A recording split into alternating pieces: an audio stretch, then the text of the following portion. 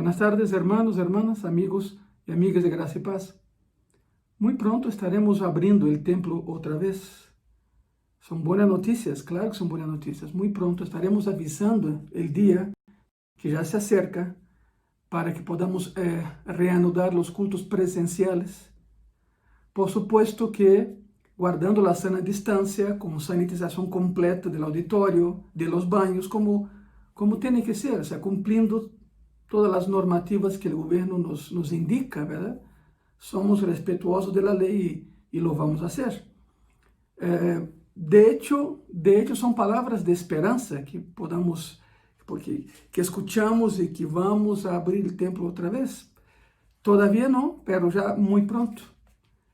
Tu corazón se alegra, mi corazón se alegra al saber eso, ¿verdad? Que muy pronto estaremos viéndonos. No solo que me vean a mí, sino que yo los vea a ustedes también.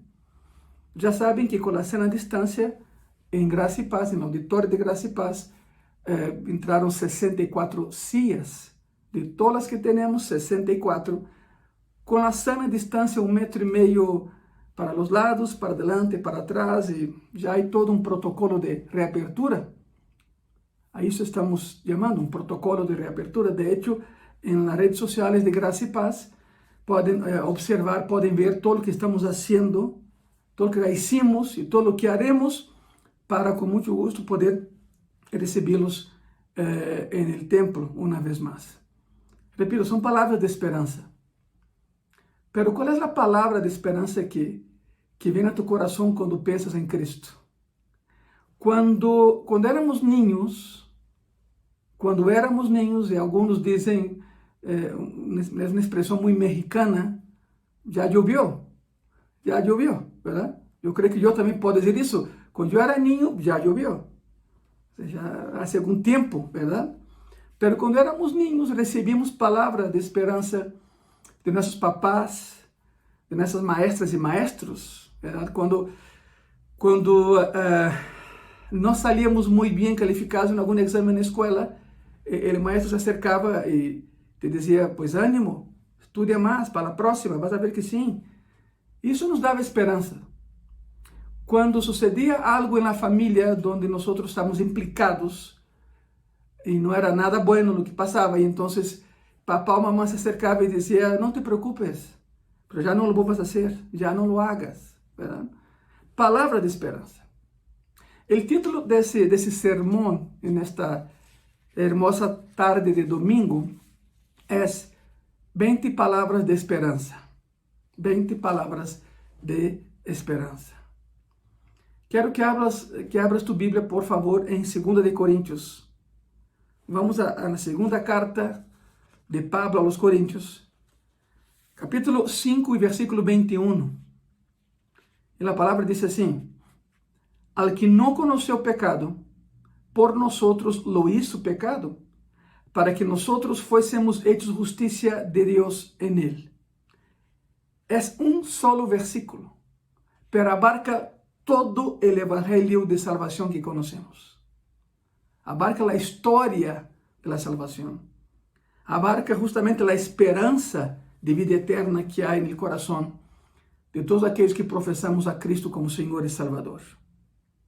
Ponga mucha atención. Yo quiero que vayas por una pluma, por un cuaderno, y mientras va por esa pluma y por ese cuaderno, aprovecho para agradecer al apoyo de todos ustedes en términos de oración, principalmente, claro, eso es lo más importante, ¿verdad? Están orando por nosotros, orando por Gracia y Paz, anhelando ya la reapertura, pronto será, muy pronto, vas a ver.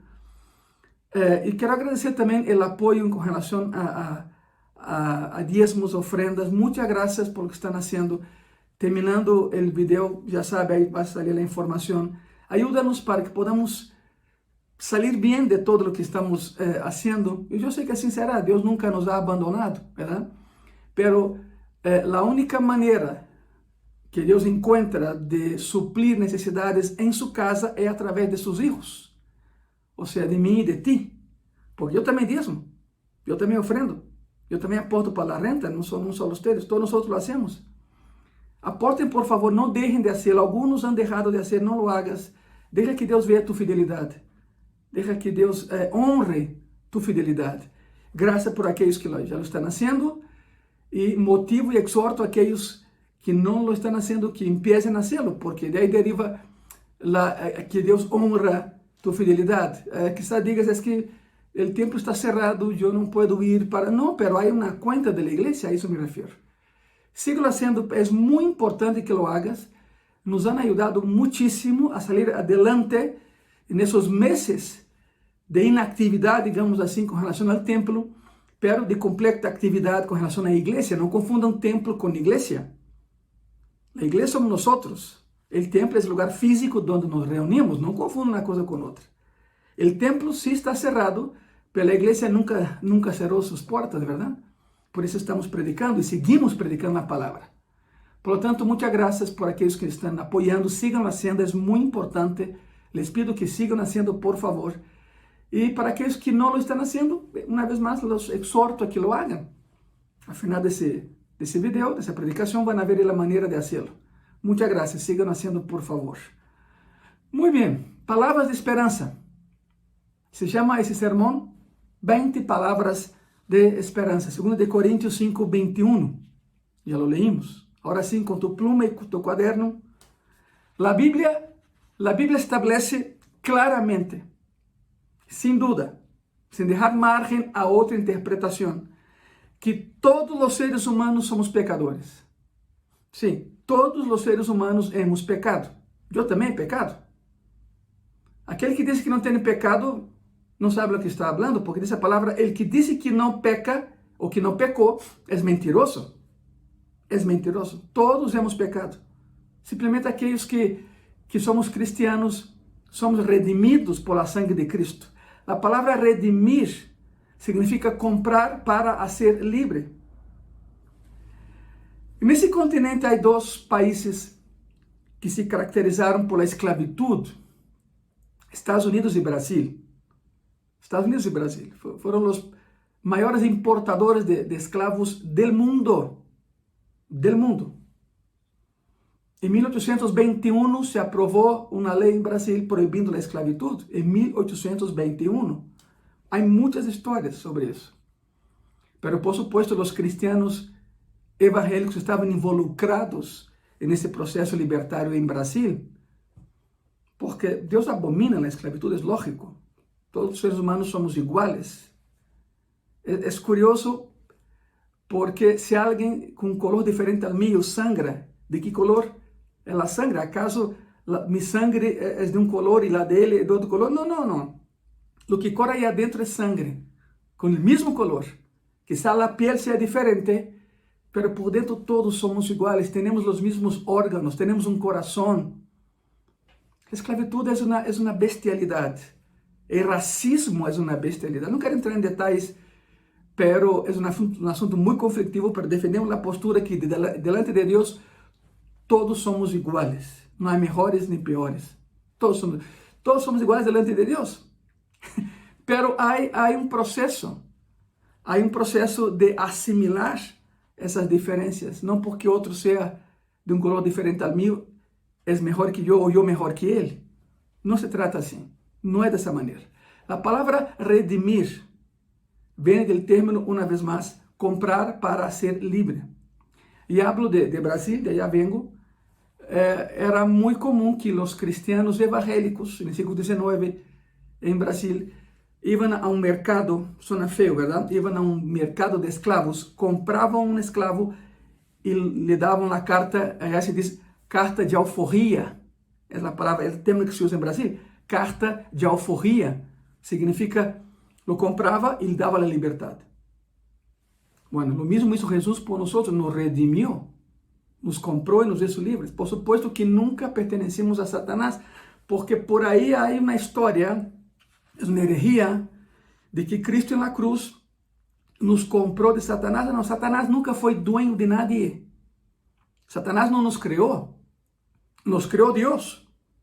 Y siempre fuimos de él, pero algunos se alejaron. Y entonces eran esclavos del pecado. Y por eso Cristo en la cruz nos redimió, o sea, nos compró del pecado. Y nos hizo libres otra vez. Y permanezcamos en esa libertad en Cristo Jesús. Pero la Biblia es muy clara cuando nos dice, mira, não crean que são melhores que outros. Todos os homens são pecadores. O pecado, hermano e hermana, amigo e amiga, ponga muita atenção. O pecado é um vírus mortal, pero que mata eternamente. O pecado te mata, pero te mata eternamente. O inferno está lleno de pecadores não redimidos, que tiveram sua oportunidade. Eu estou seguro que alguém lhes apresentou o evangelho e lo rechazaram. Alguém lhes apresentou a Cristo e não lo aceptaram. ¿O acaso crees que no inferno há pessoas justas que nunca escucharam a palavra, que não tiveram oportunidade? Não, se tiveram oportunidade, estou seguro. Pelo contrário, Deus seria injusto. As pessoas vão ao inferno não porque los envia ou las envia, sino porque eles decidem. Porque mira, uma vez que rechaces al cielo, aceptas al inferno. Não há um término meio aí, não há meias tintas, ou é um ou é outro. Quero que entenda muito bem isso nessa tarde. Muito bem. Tu que me estás vendo, se algum dia rechazaste a alguém que te predicou a palavra, se algum dia rechazaste o mensaje de salvação, se algum dia rechazaste a Cristo, estás em um caminho ao inferno. Perdóname, pero essa é a verdade. Pero nesta tarde, Deus te dá uma outra oportunidade para retomar o rumbo ao cielo. Nenhuma religião te lleva ao cielo. Nenhum homem te lleva ao cielo. Nadie te lleva allá, a excepção de Cristo. Jesucristo é o único que te lleva ao cielo. Ele dijo, eu sou o caminho, a verdade e a vida. Nadie chega ao Padre se não é por mim, dijo o Senhor Jesucristo. Quando dizem amém a isso, verdade? Amém. Significa que estamos de acordo. Assim seja, assim é e assim será. Por lo tanto, retomando o tema. O pecado é um vírus que mata e mata eternamente. E só há uma vacuna. Só há uma vacuna para esse vírus. E a vacuna é Jesucristo. Como se aplica essa vacuna em el homem que é pecador para que esse homem pecador já não peque e vá ao céu um dia? A vacuna é Cristo. Como se aplica a vacuna? A través de la reconciliação del homem com Deus. La reconciliação entre o pecador e aquele que é santo, santo, santo. Seu nome é Jesucristo. La reconciliação. E surge outra pergunta. Como o homem pecador pode reconciliar-se com Deus que é santo, santo, santo? Já vimos que o pecado é um vírus que mata eternamente. A vacuna é Cristo. Pero como se aplica essa vacuna en el hombre? A través de la reconciliación de ese hombre con su Dios, con Dios. Pero ¿cómo es posible que el hombre pecador sea reconciliado con Dios que es santo, santo, santo? En el versículo que acabamos de leer, 2 Coríntios 5, 21, encontramos la explicación para esa paradoja. Encontramos la solución para ese problema. La verdad es que esta oración única, pequeña, y que algunos leen corriendo como si no tuviera importancia, la verdad es que esa oración, ese pequeño versículo, resuelve el dilema más profundo sobre cómo Dios puede reconciliarse con los pecadores, cómo los pecadores pueden reconciliarse con Dios, que es santo, santo, santo.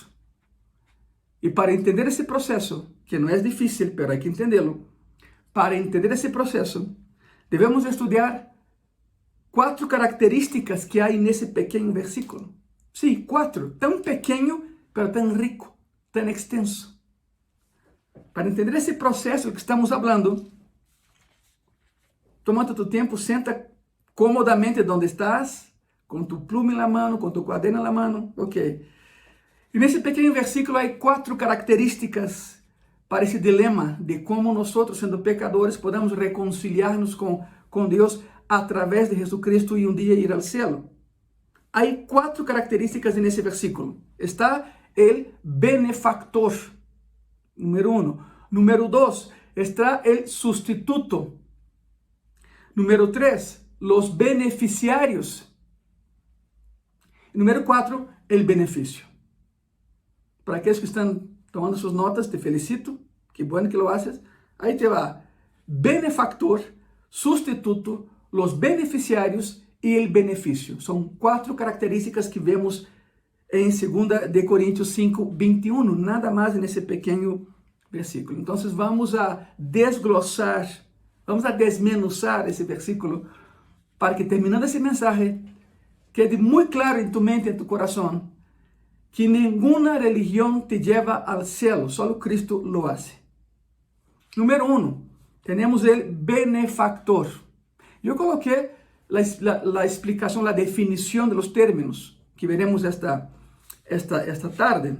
Benefactor, el que hace bien a otra persona. El nombre lo indica, ¿verdad? El que actúa bien con relación a otra persona.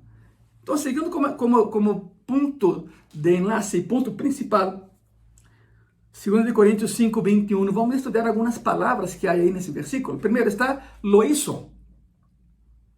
Al que no conoció pecado por nosotros, lo hizo pecado. Lo hizo. ¿Quién lo hizo? Porque aquí hay una acción. ¿Quién lo hizo? Una acción sobre alguien más en beneficio de un tercero. Lo hizo. ¿Quién lo hizo? La respuesta es una palabra que está al final del versículo. Fuésemos hechos justicia de Dios en él. ¿Quién lo hizo? Dios. Vamos a empezar. Dios. Dios es el benefactor. Dios es el benefactor, aquel que actúa en beneficio de otra persona. Dios está por detrás del plan de reconciliación. Dios está por detrás de ese plan de salvación. Él lo diseñó, Él lo determinó, Él lo llevó hasta el final. Es un plan de Dios. ¿Cuál es nuestra participación en ese plan? Aceptarlo. Aceptarlo, pero Él lo hace todo. Y tú y yo tenemos que aceptar, si es que queremos esa reconciliación con Dios para un día llegar al cielo. Depende de ti, depende de mí aceptarlo. No podía haber reconciliación a menos que Dios lo iniciara, lo activara y lo aplicara. No podría haber reconciliación a menos que Él la iniciara, esa reconciliación, la activara y la aplicara. No podía provenir esa reconciliación de fuente humana, por mejor que sea la persona. Porque no hay nada que el hombre pueda hacer que dé como resultado su reconciliación con un Dios que es santo. Nada de lo que tú y yo hiciéramos proporcionaría esa reconciliación y por ende salvación. No somos capaces de hacerlo. No está en nosotros hacer eso. Isso es precisamente lo que promete, ojo, isso es precisamente lo que prometen las religiones de los hombres, inventadas por el hombre. El término religión viene de la palabra religare, del latín. Religare significa volver a conectarse, en ese caso con Dios. Cuando Cristo caminó por Galilea, cuando Cristo caminó por Israel, Cristo dijo, venid a mí, venid a mí.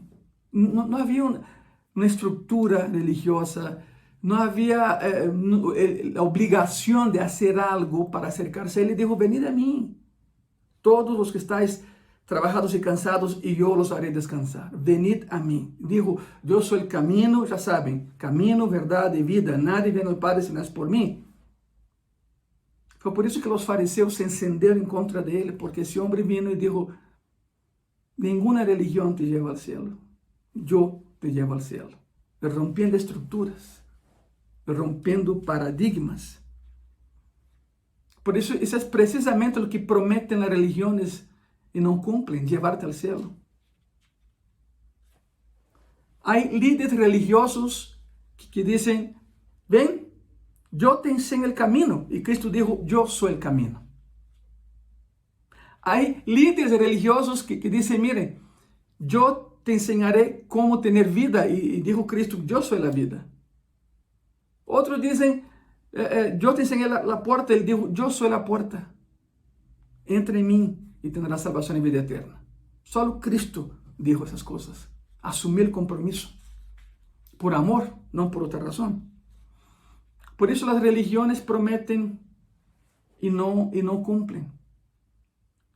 Me acuerdo de algo que pasó conmigo hace algunos años. Fui a predicar a un congreso, no me acuerdo dónde, pero bueno, terminé la primera noche del congreso, se acercó una familia para predicar conmigo. Era papá, mamá y dos hijas, jovencitas las dos. Entonces la mamá nos presentó y dijo, hermano Ángelo, yo y mis hijas te conocemos, ya te escuchamos predicar muchas veces. Le dije, muchas gracias, hermana. Y digo, pero aquí está mi esposo no es cristiano, pero decidió acompañarnos hoy porque insistimos en que venir a verlo y escuchar la palabra, hermano. Y lo felicité, lo saludé, te felicito, pues que Dios te bendiga. Qué bueno que viniste. Y espero que te haya gustado. Y ese hombre me dijo algo que yo no esperaba. Me dijo, a ver, espérame tantito. Y mira a su esposa y me dijo, ¿él es el predicador que me decías? La esposa, sí, es el hermano Ángelo. Y ese hombre me miró y me dijo, a ver, Señor, yo le escuché adentro y me gustó. No entendí muchas cosas que mencionabas ahí de la Biblia y todo, pero bueno, pero es la primera vez que vengo a un evento así, para acompañar a mi esposa, a mis hijas. Pero yo le tengo una pregunta, ¿ok? Y yo siempre digo, le digo, mira, pregúntame, si yo sé la respuesta, te la doy. Pero si no la sé, no te voy a engañar, ¿no? Simplemente voy a decir, no sé. Y él me preguntó algo y me dijo, según tu punto de vista, ¿cuántas religiones hay en el mundo? Le dije, 2. Y me dijo, ¿perdón? Le dije, 2.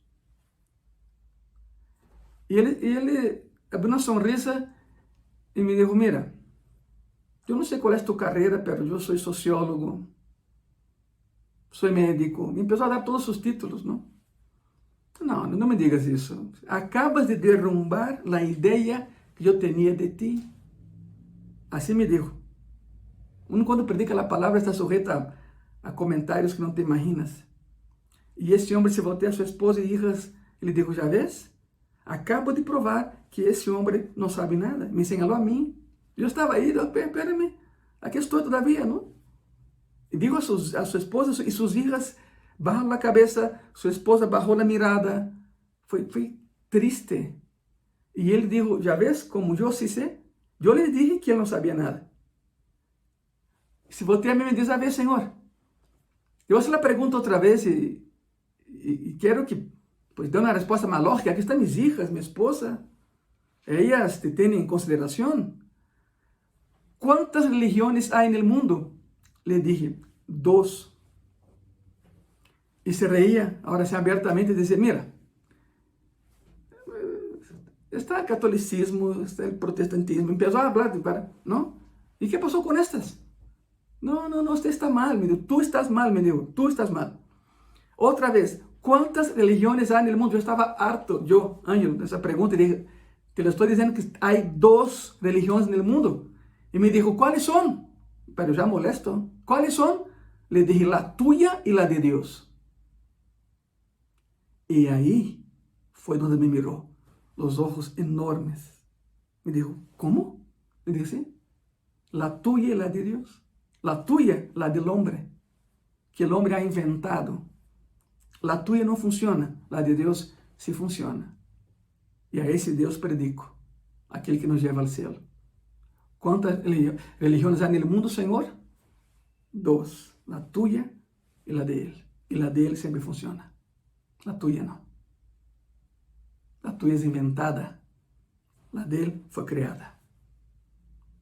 Y entonces su esposa y sus hijas atrás empezaron a reírse. y él se enojó. Vámonos. La historia terminaría aquí, pero te voy a dar el desenlace. Esa fue la primera noche. En la segunda noche del Congreso, cuando yo hice la invitación para que personas pasaran al frente y aceptaran a Cristo, él fue de los primeros que pasó. Y sin que nadie le dijera nada, pasó y se hincó y ahí recibió a Jesucristo. Y permanece hasta el día de hoy fiel a su Señor. Por lo tanto, ¿cuántas religiones hay en el mundo, amigo y amiga? Hermano y hermano, dos, la del hombre y la de Dios. La del hombre nunca funciona, la del hombre promete y no cumple. Por lo tanto, hay un benefactor. Hay un benefactor, alguien que hace el bien por otras personas. Las religiones del mundo prometen y no cumplen. Toda religión, aprendamos eso, toda religión que no es cristocéntrica, ¿a qué me refiero con eso cristocéntrica? Que Cristo sea, por lógica, el centro. Toda religión donde Cristo no está en el centro, no es más que un intento del hombre generando un plan con la ayuda de Satanás para reconciliarse con Dios. ¿Te quedó claro? Satanás siempre intentó tomar el lugar de Cristo. ¿Te acuerdas de la tentación en el desierto? Todo eso te daré si postrado me adorares. Imagínate la prepotencia de Satanás. Es decir, eso es mío y te lo voy a dar. Pues todo fue creado por Cristo.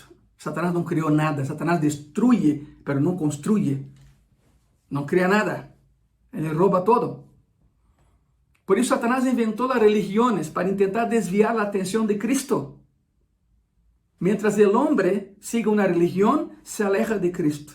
Y esa religión, al fin de cuentas, al fin del proceso, no lo lleva al cielo. Miente otra vez.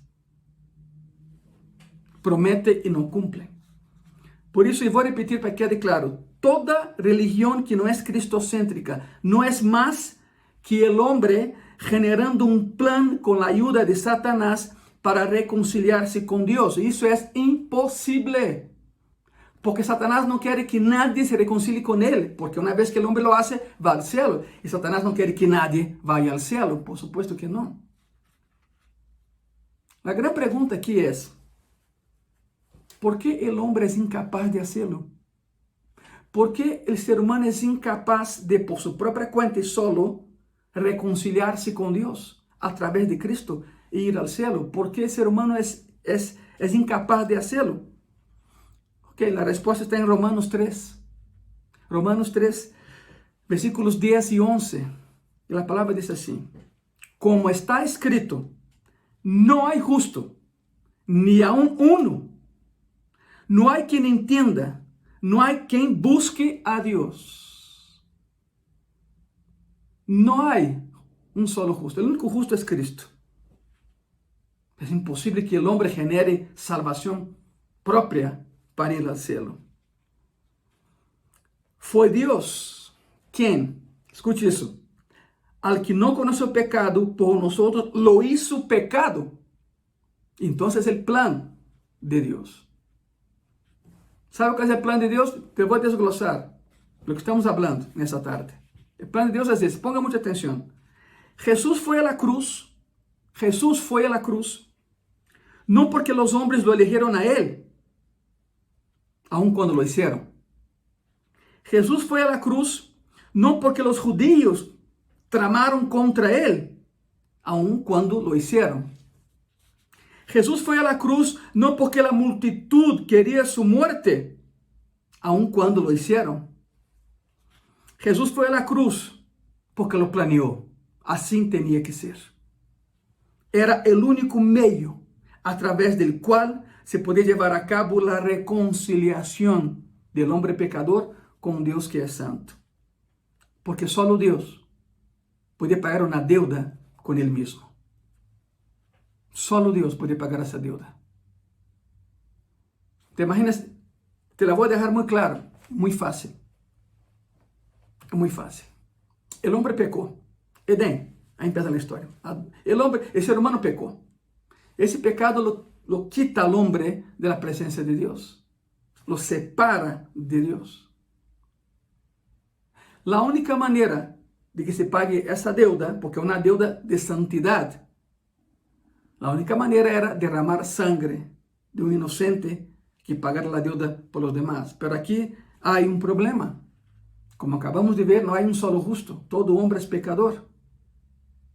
Para que alguém pudesse pagar o preço por sua raça, alguém dessa raça tinha que morir para pagar o preço por los demás. Porque a palavra diz, sem derramar sangre, não há remissão de pecados. O problema é que, como foi o homem que pecou, um homem tinha que morir para salvar a toda a humanidade.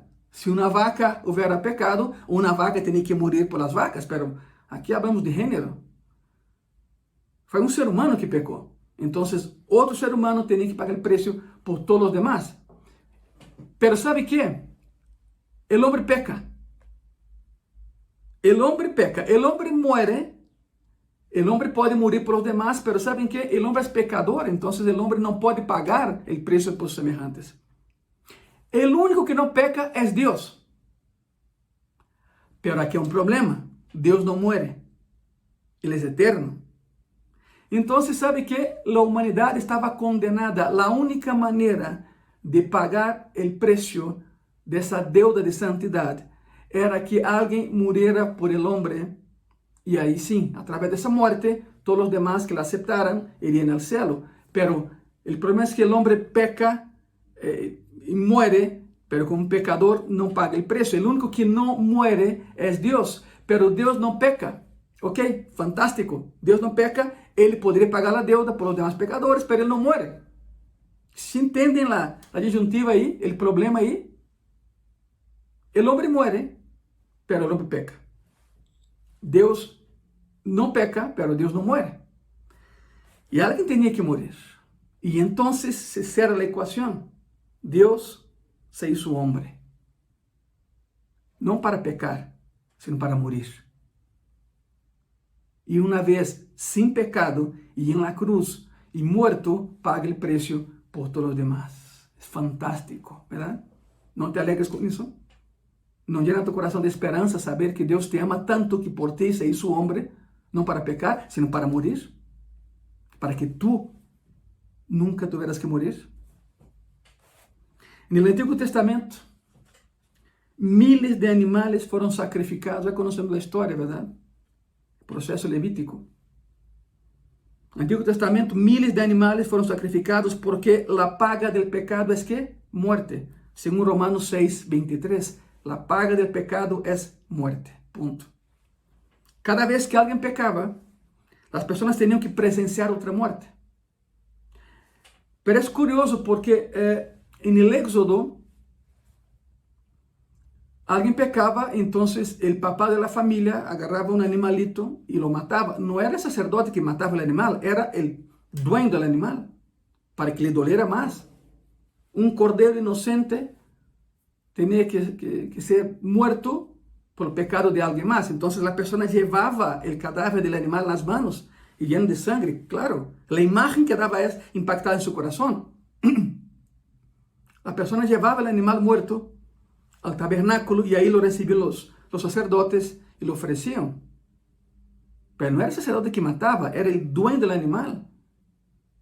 Para que ese pesar quedara en su corazón. Por mi pecado, tuve que matar a alguien más. Nesse caso, un corderito, ¿verdad? El mensaje era este. Y miles murieron. Y ya con el templo en Jerusalén, se pagaba el precio del sacrificio. Nadie llevaba ningún animal. Nadie llevaba ningún animal. Los animales, por más preciosos que sean, ensucian, son animalitos. Y Jerusalén, como ciudad santa, no podía tener aí suciedade. Então, todo o rebanho quedava fora e um dia antes do sacrifício se metiam adentro, é uma área especial, claro, e desse rebanho de sacerdotes aí se sacrificava. Tu ibas e pagavas o preço. Tu pagavas o preço. Tu não levavas o animal ao templo de Jerusalém. Tu pagavas o preço do sacrifício. 2 tórtolas, um cordeiro, un boi, un ganado, depende de tu posición económica, de tu pecado. Pagabas y te entregaban un recibo hecho con piel de ternero o con papiro. El papiro era muy caro en ese entonces, ¿verdad? Eso se guardaba. Entonces te decían, mañana a las 3, 5 de la tarde, el humo que verás es por tu sacrificio. Y la persona al día siguiente se presentaba al templo con ese recibo en las manos y miraba, porque eran cuatro atrios, ya lo saben, 4 atrios, pero eran ascendentes. Entonces tú entrarías al atrio de los gentiles, por ejemplo, pero tú nunca ibas a ver un sacrificio en sí, verías el humo que subía allá más adelante. Veías el humo, pero nunca veías el sacrificio. Pero tenías que creer que ese humo era sacrificio por tu pecado. ¿Cómo se llama eso? Creer sin ver. Fe. Fe. La persona tenía que creer en fe que ese humo que estaba subiendo era por su pecado. La pregunta es lógica, la respuesta es todavía más lógica.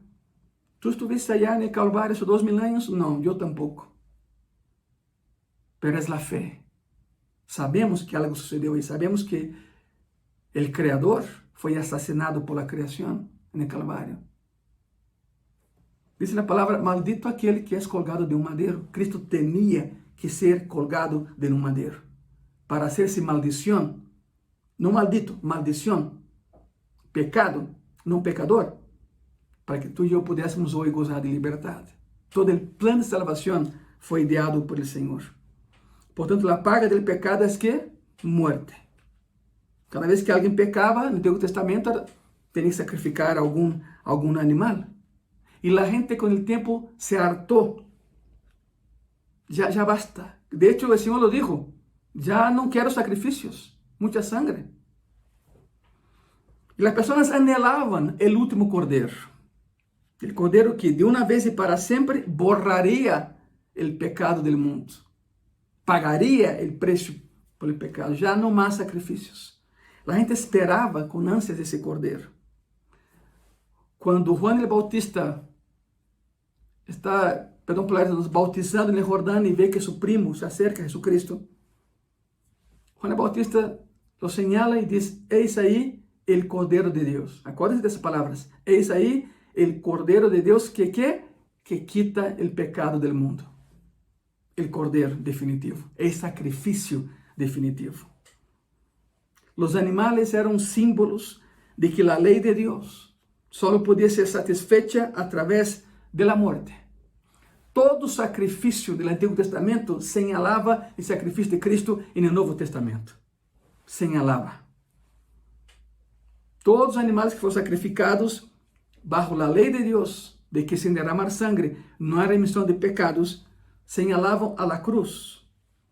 Lo cual hizo que las personas anhelaran ya de una vez por todas ese sacrificio final.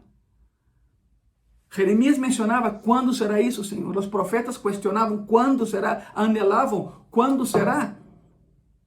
Y la respuesta hacia ellos siempre fue el silencio. Pero tú y yo sabemos, es Cristo en la cruz, muriendo por ti y por mí, para llevarnos al cielo, para reconciliarnos con el Padre y llevarnos al cielo. Por isso houve um benefactor. Estamos vendo 2 Coríntios 5, 21. 4 características. A primeira é o benefactor. Lo hizo pecado. ¿Quién lo hizo? Dios. Dios. Pero ¿sobre quién? ¿A quién Dios hizo pecado por nosotros? Bueno, entre el punto número 2, el sustituto. Hay un benefactor, que es Dios. Hay un sustituto. El punto número 2 es el sustituto. Persona que tome el lugar de otra. Persona que hace las veces de otra persona. El sustituto se identifica al que no conoció pecado. Fíjense bien eso. Otra vez, 2 Coríntios 5, 21. No me salga de ahí, por favor. Todo el sermón va a estar alrededor de ese versículo en esta tarde. El benefactor, ya lo vimos, es Dios. Sustituto, hay un sustituto. Número 2, un sustituto. Aquel que toma el lugar de otra persona. ¿Quién es él? El sustituto se identifica al que no conoció pecado. ¿Quién es? Él es aquel que nunca pecó. Ele certamente não é un hombre común. Porque Romanos 3:10 dice, no hay justo, acuérdate, no hay justo ni aún, no lo hay. Ningún ser humano califica para el sacrificio por todos. Ningún ser humano puede salvar a todos. Porque si todos hemos pecado y estamos destituidos de la gloria de Dios, dice la palabra, entonces, si un ser humano fuese sacrificado, es lo que hablamos anteriormente, ¿verdad? Si un hombre fuese sacrificado, pagaría el precio por sus propios pecados. Si yo fuera a la cruz, moriría por mis pecados, no por los tuyos, porque yo también he pecado. Si un ser humano fuese sacrificado, pagaría el precio por sus propios pecados y no por los pecados de toda la humanidad. Sería imposible. Ningún pecador podía ser el sustituto. Punto. Y morir por otro pecador, porque tendría que pagar el precio por su propio pecado. La única manera de que un hombre sin pecado muera por los pecados de todos y los redima para salvación, o sea, los compre para salvación, es que ese hombre sea Dios. Porque solo Dios no conoce el pecado, solo Cristo no conoce el pecado. Y hay un solo hombre calificado para esa tarea. Jesucristo hombre. Ese es su nombre. Jesús como hombre tuvo mamá, nació de María, ya sabemos, pero no tuvo papá. José no participó de la concepción de Cristo, lo sabemos muy bien. Por supuesto que Jesús tuvo hermanos y hermanas, hijas de José y María, por supuesto. Pero la concepción de Cristo fue el Espíritu Santo en María, ¿verdad? Entonces Jesucristo como hombre tuvo mamá, pero no tuvo un papá. Y Jesucristo como Padre es el dueño de todo lo creado. Es nuestro Padre Celestial. Jesús dijo en Juan 8:46, ¿quién de vosotros me redarguye de pecado? Y la respuesta sigue siendo un enorme silencio. Un enorme e impactante silencio. Cristo dijo, ¿quién me acusa de pecar? ¿Quién de vosotros, pecadores, me acusa a mí de pecar? La respuesta continúa siendo un enorme silencio. Regrese una vez más, por favor, a 2 Corintios 5:21. 2 Corintios 5:21. Al que no conoció pecado, por nosotros lo hizo pecado. Sabemos que Dios aborrece el pecado, pero Dios ama al pecador. Esa es la verdad. Si no, no estaríamos aquí. Dios tenía que castigar el pecado, pero si castigaba al pecador, el pecador sería destruido en el infierno para siempre. Por lo tanto, Dios tomó a un sustituto. Para no destruir al hombre eternamente, Dios tomó a un sustituto. Lo puso en el lugar del pecador y castigó al sustituto en lugar del pecador. Jesucristo se hizo pecado por nosotros. No significa que Jesucristo se hizo pecador. Ojo con eso. Sería una herejía. No significa que Jesucristo se hizo pecador, porque es inconcebible que el Padre volviera a su Hijo un pecador. Entonces, ¿qué significa que se hizo pecado? Esa frase, ¿qué significa que se hizo pecado? La respuesta está increíblemente bien explicada en Isaías 53. Isaías 53, de versículo 4 al 6, la palabra dice así: ciertamente llevó él nuestras ¿qué? Enfermedades, y sufrió ¿qué? Nuestros dolores. Y nosotros le tuvimos por azotado, por herido de Dios y abatido. Mas él herido fue por nuestras rebeliones, molido por nuestros pecados. El castigo de nuestra paz fue sobre él, y por su llaga fuimos nosotros curados. Todos nosotros nos descarriamos como ovejas, cada cual se apartó por su camino, mas Jehová cargó en él el pecado de todos nosotros. Tremendo, ¿no? Sería como cargar a tu tarjeta de crédito la deuda de toda la humanidad. Estás pensando en lo mano de Dios, ¿verdad? Pero bueno, es una explicación, es una comparación. Sería como cargar a tu tarjeta de crédito la deuda de toda la humanidad, pasada, presente y futura, para que tú pagaras la deuda por todos. Fue así con Cristo. Nuestro pecado se le imputó. ¿Qué es imputar? Atribuir a alguien la responsabilidad de un hecho reprobable. Eso es imputar. Nuestro pecado se le imputó a Cristo, así como su justicia se nos imputó a nosotros. Hubo un cambio. En otras palabras, aunque Cristo murió en la cruz, Él no se hizo malo como lo somos nosotros. Y tampoco nosotros, por sus méritos en la cruz, nos hacemos santos como Él es. No. Tampoco Él se hizo malo como nosotros y tampoco nosotros nos hicimos santos como Él es. Pero hubo un cambio de imputación. Por eso hay un sustituto. Su nombre es Jesucristo.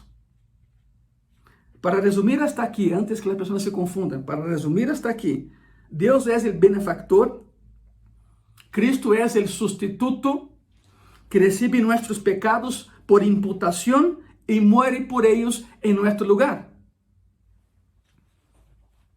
Característica número 3 de ese pequeño versículo, 2 Corintios 5, 21. Característica número 3. Los beneficiarios. Persona que es favorecida por algo. Persona a quien beneficia un contrato. Persona con derecho a recibir algo. Eso es un beneficiario.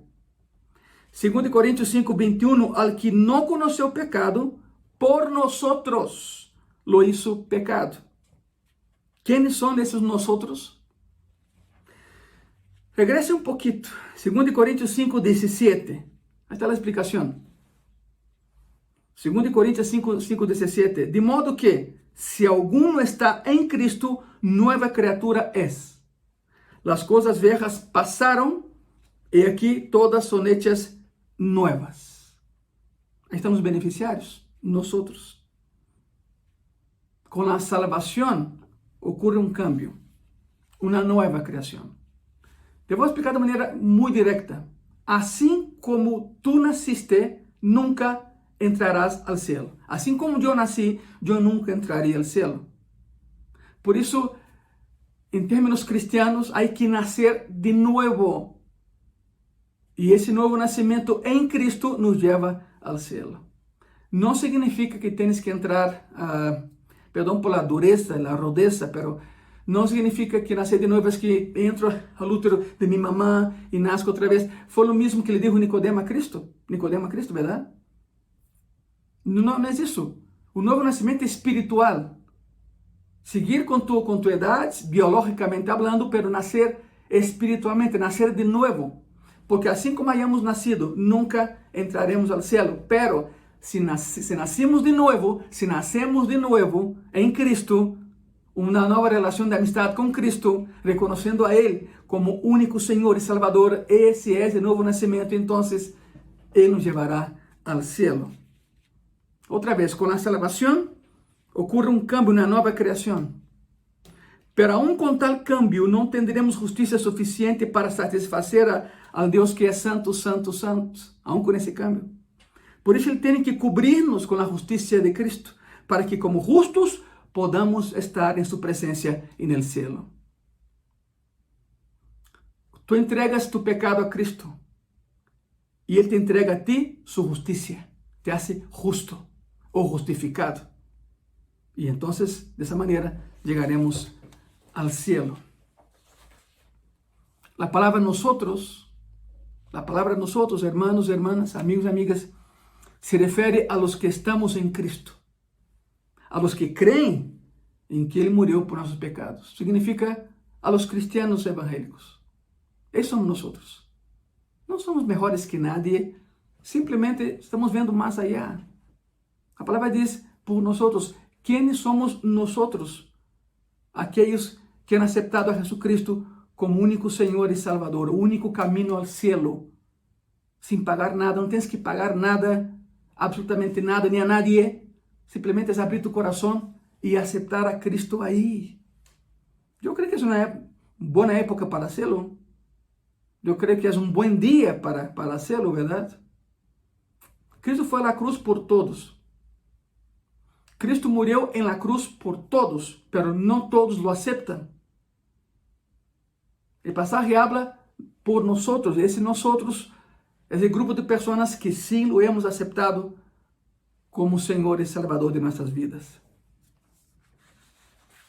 Hay una cuarta característica. Ya vimos que hay un benefactor. Ya vimos que hay un sustituto. ¿Verdad? El benefactor, ¿quién es? Dios. El sustituto, ¿quién es? Cristo. Los beneficiarios, nosotros. Pero ¿cuál es el beneficio?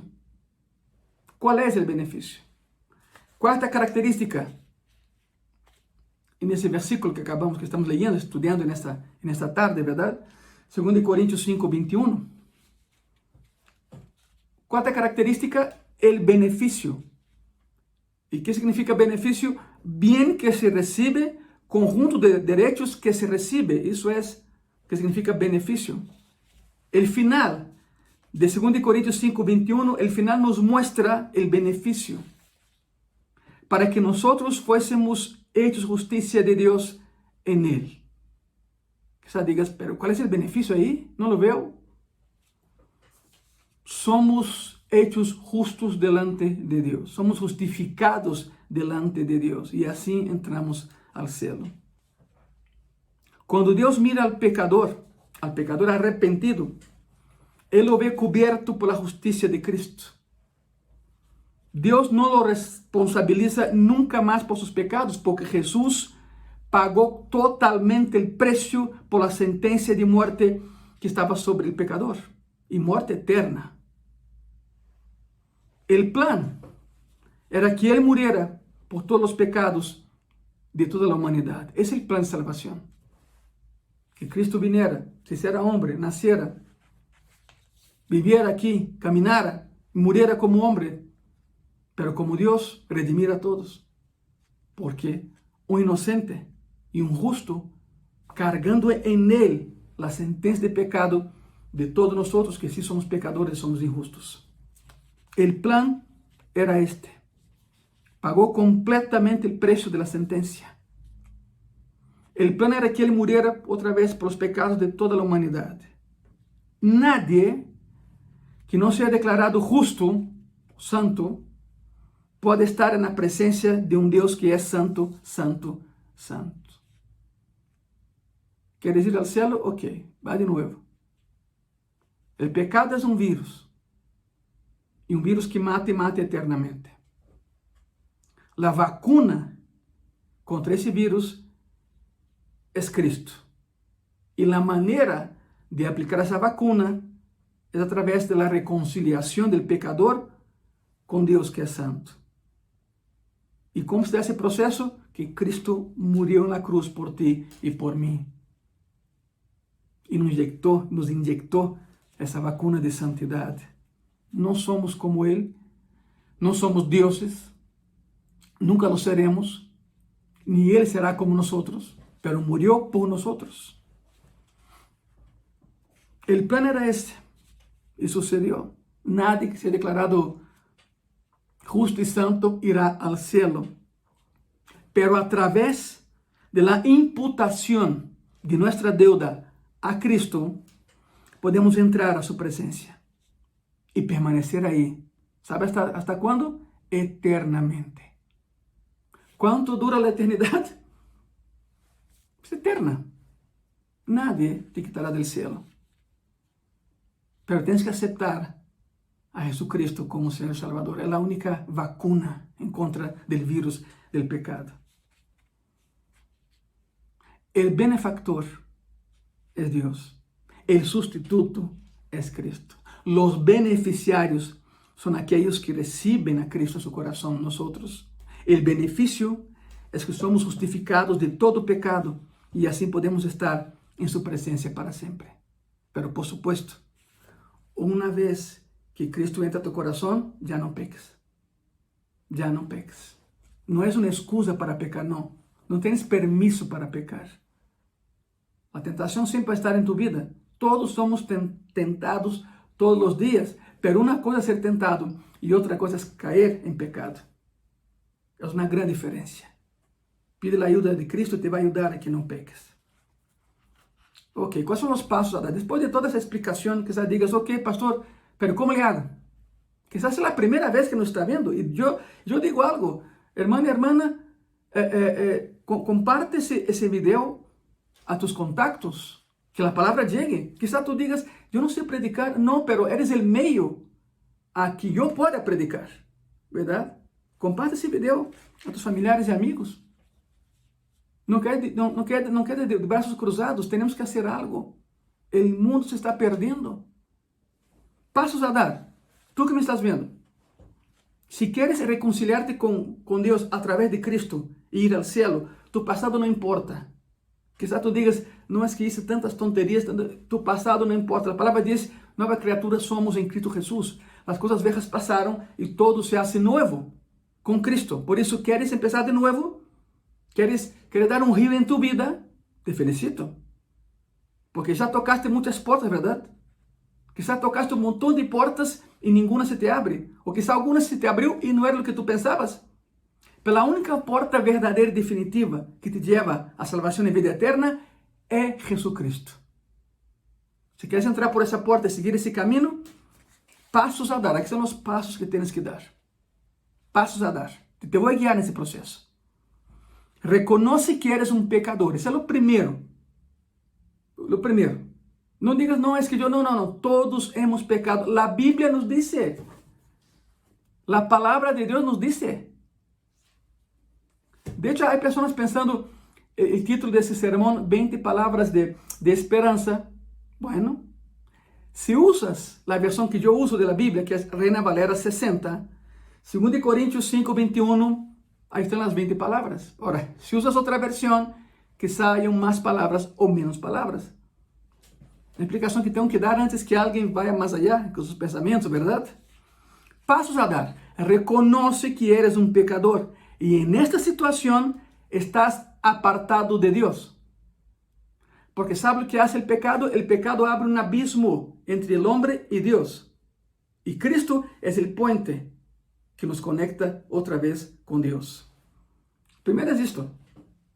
Reconoce que eres un pecador. Y en esta situación estás apartado de Dios. Paso número 2. Entiende de una vez por todas que no tienes esperanza de reconciliación con Dios por ti mismo. Por más libros de autoayuda que leas y compres, por más amigos que tengan que te quieran ayudar, entiende algo. No tienes esperanza de reconciliación con Dios por ti mismo, por mejor persona que seas, por más inteligente que seas, por más preparado que crees que estés. Tú no puedes hacer ese proceso. Es de Dios, no tuyo. Paso número 3. Tienes que saber algo. Sepa que vivirás perversamente en esta vida sin Cristo y sufrirás un tormento eterno en la otra vida. No me culpe, no estoy inventando nada, está en la Biblia. El ser humano fue hecho para ser eterno. Ese cuerpo, el cascarón, un día regresa a la tierra. De ahí salimos. Ahí está Adán, ¿verdad? ¿Por qué crees que la tierra absorbe el cuerpo? ¿Por qué crees que la tierra acapara el cuerpo? Porque de ahí venimos, somos barro. Todos descendemos de Adán y Eva. Del polvo venimos y al polvo regresamos, dice la palabra. De lo contrario, la tierra expulsaría el cuerpo, porque es algo ajeno a ese medio. Pero como de ahí venimos, a través de Adán y Eva, como Adán fue creado del barro y venimos de Adán, entonces regresamos, ese cuerpo, ese cascarón regresa a la tierra de donde salió. Pero el alma y el espíritu se unen. Es como una amalgama.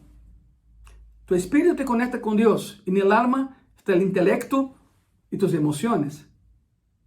Necesario los dos para ir al cielo, porque dice la palabra que allá estaremos felices. La felicidad es una emoción. Sin alma no hay emoción. Por tanto, esos dos se forman un cuerpo glorificado, se unen, se amalgaman, un cuerpo glorificado. Pero aquí va la sentencia. ¿Dónde pasarás tu eternidad? hay dos lugares, no hay tres. Siento ser tan claro y tan directo, pero a eso Dios me llamó. Y con mucho respeto, tengo que decirle a aquellos que creen que el purgatorio existe, el purgatorio no está en la Biblia. No existe una sala de espera. No existe. Cierra los ojos aquí y los abres o allá o más abajo. Punto. No hay una antesala. No hay una sala de espera. Hay un cielo y hay un infierno.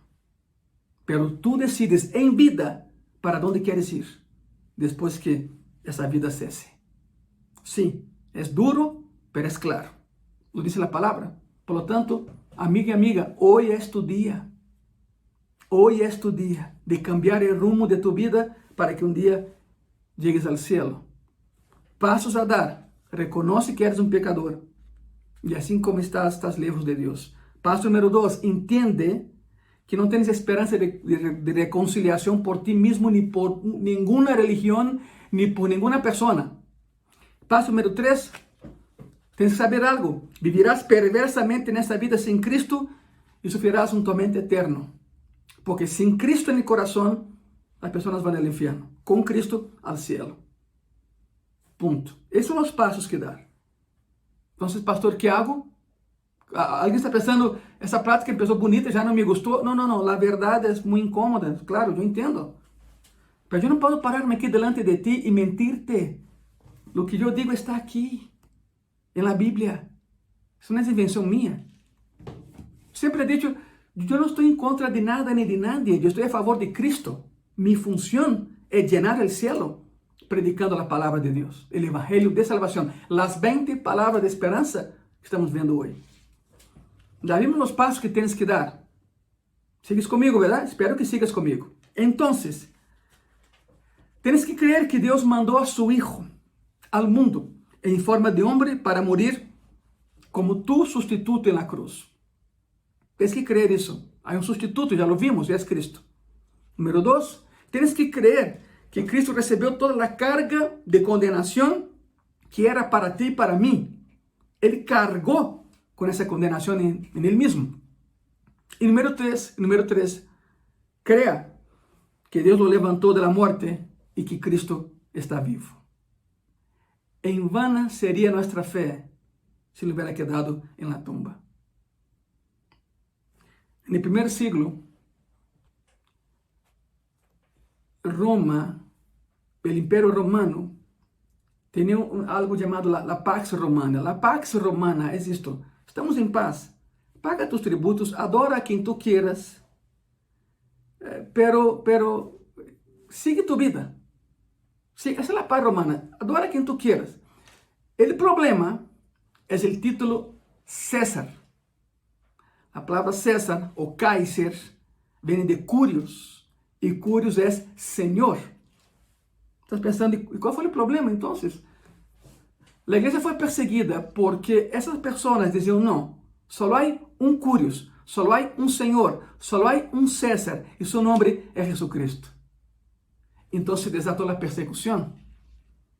Porque una vez que adoras a otro Señor, no pagas tributo al que es falso, sino al que es verdadero. En ese caso es Cristo. Ese fue el problema con la iglesia primitiva, la iglesia del primer siglo, ¿verdad? El tributo. Entonces empezó la persecución. Ahora, ¿cuál sería la manera de que Roma acabara con la iglesia? Ok, vamos a ver ese punto. ¿Cuál sería la manera correcta, según ellos, y rápida, de acabar con... ellos decían los del camino, porque Cristo decía, yo soy el camino, verdad y vida. Entonces, en el siglo I decían a los del camino, los de Cristo, los cristianos. La palabra cristiano significa pequeño Cristo. Era una burla, pero hoy en día es nuestra identidad, somos cristianos. Ok, ¿cuál sería la manera de que Roma acabara con la iglesia? Simplemente presentando el cadáver de Jesucristo. Hermano, hermana, si algún líder romano presentar el cadáver de Cristo en plaza pública, se acabó la iglesia. Porque nuestra fe se basa en que sí murió en la cruz, pero que resucitó y vive. Y vive. Cristo llegó a tener 5.000 seguidores, segundo año de ministerio. Pero ya terminando el tercero, ya no había ninguno. Es más, murió en la cruz solo, todos lo abandonaron, todos se alejaron, porque lo estaban viendo morir. Y pensaron, no, ese no es Dios. Dios no muere. Nunca entendieron el proceso de salvación hasta que lo vieron resucitado días después. Por lo tanto, la manera en que Roma acabaría con la iglesia y se quitaría de ese dolor de cabeza era presentando el cadáver de Cristo en plaza pública. ¿Por qué nunca lo hicieron? Dime tú, ¿por qué nunca lo hicieron? Porque nunca tuvieron su cadáver, porque Cristo no está muerto, Cristo está vivo. Está aquí conmigo, está ahí contigo, está en nuestros corazones. El proceso de salvación abarca a un benefactor, Dios. Abarca a un sustituto, Cristo. Hay beneficiarios, tú y yo. Y hay un beneficio, la vida eterna en Jesucristo. En esta tarde, mi amigo y mi amiga, yo quiero orar por ti. Después de escuchar lo que estás escuchando. Y lo bueno es que puedes repetir. Esa predicación está en Facebook, está en YouTube, está en la red social de la iglesia. Tenemos un montón de redes sociales. Búscanos ahí, síguenos. Siempre habrá palabra de Biblia y de Dios para ti en las redes sociales de Gracia y Paz. No palabra del pastor, palabra de Dios. Por eso en esta tarde, después de escuchar lo que escuchaste, toma tu decisión. Ahí donde estás. Yo no sé de dónde nos estás viendo. Quizás de tu casa, del carro, quizás estés en la playa, quizás estés de vacaciones. Yo no sé dónde estás, pero sea donde estás, en México o fuera de México, yo quiero orar por ti. Prepárate, pero acepta a Jesucristo hoy en tu corazón. No estoy hablando de religión. No estoy diciendo cambia tu religión. No estoy hablando de eso. Estoy hablando de un cambio de vida. Un cambio de vida. Si en esta tarde, después de escuchar lo que escuchaste, decidiste cambiar de vida porque ya no puedes contigo misma. Si en esta tarde decidiste ir al cielo un día, haz una oración conmigo. Esto es lo que te pido, haz la oración conmigo. Cierra tus ojos donde tú estés. Sí, ahí, no te dé pena. Quizás diga que estoy en medio de mucha gente, pues métete al baño, ve al baño. Pero es necesario que hagas una oración. Que Dios escuche tu voz, ¿ok? Cierra tus ojos y repite conmigo. Señor Jesús, en esta tarde reconozco que sin ti nunca llegaré al cielo. Señor Jesús, perdona mis pecados, perdona mis fallas, porque en esta tarde, en este lugar y en este momento, te acepto en mi corazón como mi único Señor y mi Salvador. Amén. Fácil. Difícil para Cristo en la cruz, pero fácil para ti hoy. Por supuesto que si esa oración fue hecha a la ligera, de nada te va a servir. Estoy sincero. Pero si hiciste esa oración de todo tu corazón, no solo de labios, de todo corazón, te felicito. Dice la palabra que cuando un pecador se arrepiente, su nombre es escrito en un libro que hay en el cielo, el libro de la vida. En ese momento hay un ángel escribiendo tu nombre en ese libro. Y un día nos veremos allá. Claro que antes nos veremos en gracia y paz. Pero en un futuro nos veremos allá en el cielo. Te felicito, hermano, hermana. Ya puedo decirles hermanos, hermanas, amigos y amigas, ¿verdad? Porque si esta oración fue hecha de todo corazón, irás al cielo. Mantente con Cristo. Muy importante, porque ¿cuál es el paso a seguir ahorita? Mantente con Cristo. Busca una iglesia evangélica cerca de tu casa y congrégate ahí para crecer en Cristo. Primeiro paso, já lo diste, foi o passo mais difícil, ¿verdad? Aceptar a Cristo. Si no tienes iglesia y quieres venir a Gracia y Paz con nosotros, eres bienvenido. Eres mi invitado, eres mi invitada. Repito, muy pronto estaremos abrindo las puertas del templo una vez más. Hay 64 sillas Si no entramos todos en un culto, no te preocupes, haremos 2 cultos, con la diferencia de media hora entre uno y otro, para poder sanitizar. Todo lo que estamos haciendo ya lo saben. Acompáñanos en las redes sociales para que estén enterados de cuando abrimos las puertas otra vez, y eres nuestro invitado.